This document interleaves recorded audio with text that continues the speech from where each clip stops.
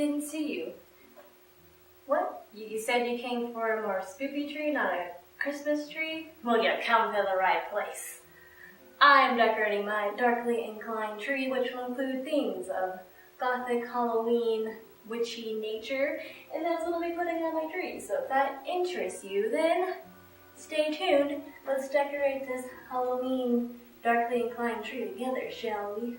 Now, as you can see, I have already put together and fluffed my tree to save you the hassle of watching me put that together for an hour, because I'm very tedious with the fluffing of the tree. So, hopefully you didn't want to see that part of it, because I didn't include it. Yes, I have fluffed and put together my tree, so now we're ready to move on to more fun, festive parts of this Christmassy, or not Christmassy tree.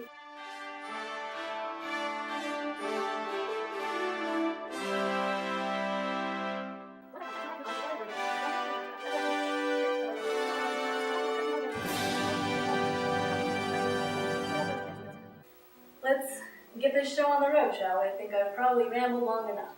I'm going to show you the lights that I bought for this tree. I bought them from Uga Lights, so if you guys want to check out that website, I'll link it in the description below. Yes. This is the box that the lights came in. I bought 3 boxes of these because that's what I read online. If you have a 7-foot tree, you should use 3 strings of lights. These are the wonderful lights that I decided to choose. I like them because they come in green, orange, and purple. All the colors that I am fitting this tree around, basically. Another reason why I like these lights is because you can change the function of how they blink at you.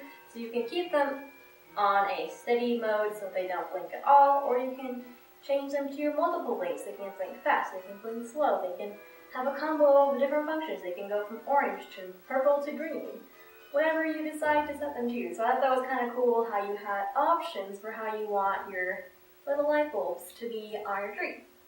The one problem and downside to these light bulbs are, at the end, there is no way to connect another string of lights to them, so that could pose a problem later, but that's for me to figure out and you to just not worry about. I'm going to turn on the lights. You hold still, grab a cup of tea or hot chocolate, whatever you like this time of year, and I'll be back.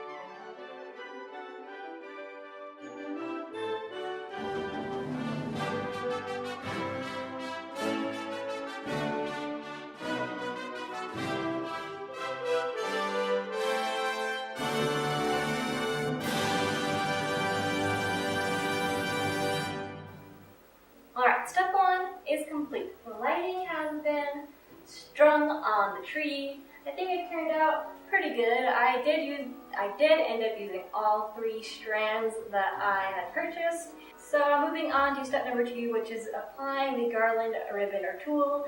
I'll be using this black and green sparkly tool that I bought last year actually for a different DIY, but I thought it would look good on the tree. So hopefully there's enough. I guess I'll find out when I start wrapping the tree in it, but I'll also be doing another speed time lapse so that way you aren't sitting here watching me put this on for however long that's going to take. So let's begin.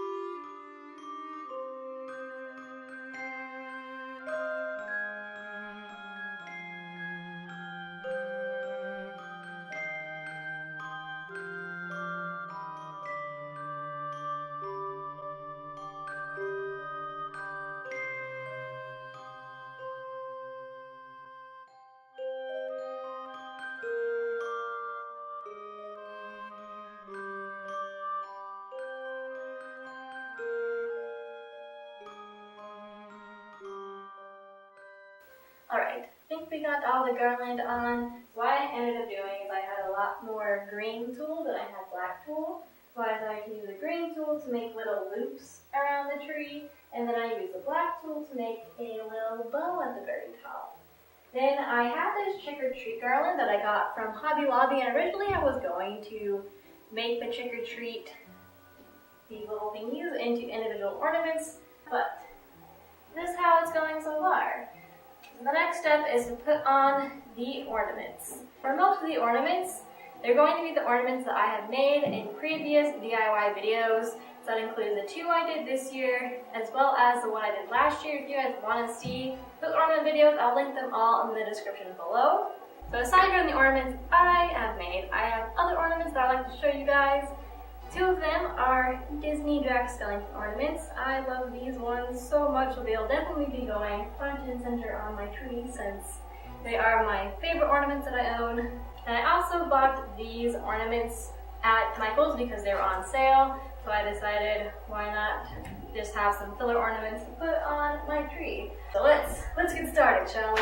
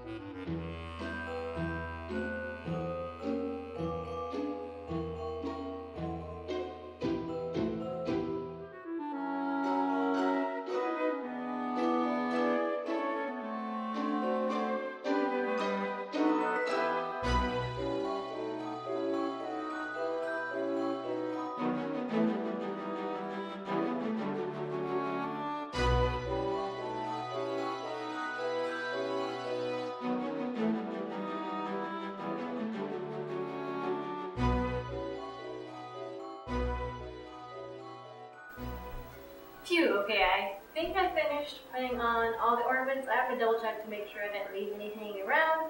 I'm not going to show you the final tree yet. I want to do some fiddling with the ornaments and the tulle. This is give it how I like it.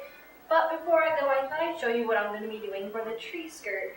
And then tomorrow after I get off of work, I'm going to do some fiddling, and then I'll do some final shots to show you guys how the tree turned out, both with lights off and lights on.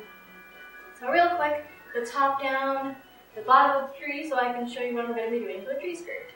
Well, hello, to down here. So what I'm going to be using to cover up little parts of the tree that no one wants to see.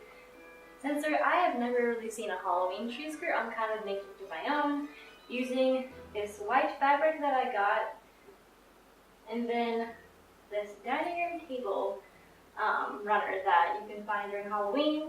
You can see it has little spider webs on it. Super cute, so I'm just going to arrange this around the tree and get it how I like it. So that's what I'm going to be using for my Christmas tree skirt.